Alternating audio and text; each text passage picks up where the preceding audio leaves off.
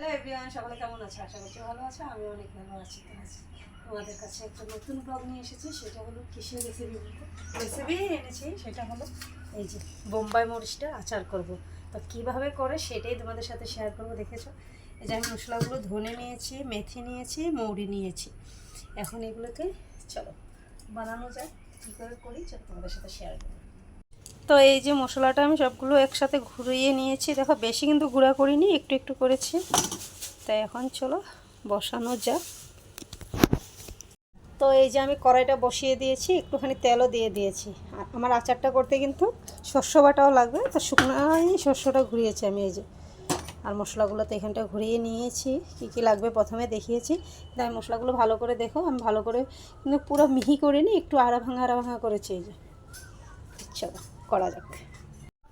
তো এই যে আমি মরিচগুলোকে ছোট ছোট করে কেটে নিয়েছি আচারটা করার জন্য। কড়াইটা যেহেতু এখানে গরম হয়েছে, আর এখানে আমি দুটো এলাচি দিয়ে দিয়েছি, লং দিয়ে দিয়েছি। আর মশলাগুলো এই যে একসাথে একটুখানি জল দিয়ে মিশিয়ে রেখেছি। তখন একে একে মরিচগুলো আমি এতে দিয়ে দেবো।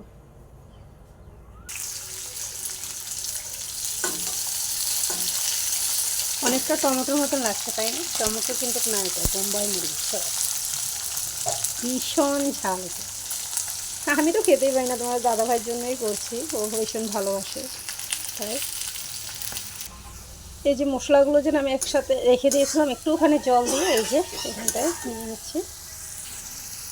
তো কিছুক্ষণ নাড়াচাড়া করে বাড়াতে পারছি না, দেখো এই মরিচগুলো এতটা। তো এই যে আচারটা হয়ে এসেছে। আর লাস্টে যেটা দিতে হবে কি বলো তো, এখানটায় দেখো আমি অনেকগুলো লেবু চিপে নিয়ে নিয়েছি রস। তো এই রসটা দেবো। আমি মুখে কাপড় বেঁধে নিয়েছি, পারতেছি না, এতটা ঝেঙে মরিচগুলো। তাই এখন লেবু রসটি দিয়ে দেবো।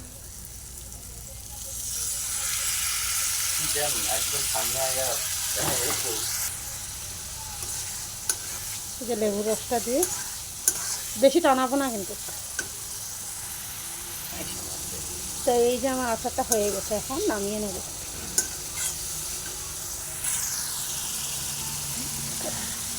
ভুত জুলুকিয়ার আচার দেখো।